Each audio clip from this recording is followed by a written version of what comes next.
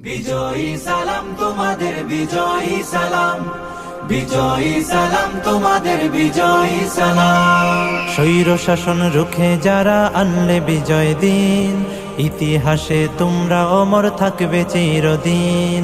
স্বৈর শাসন রুখে যারা আনলে বিজয় দিন, ইতিহাসে তোমরা অমর থাকবে চিরদিন। খোদাই করে মনের ঘরে রাখবো জনম ধরে, শ্রদ্ধা ভরে মাখবো তোমার পাক শরীরের ঘাম।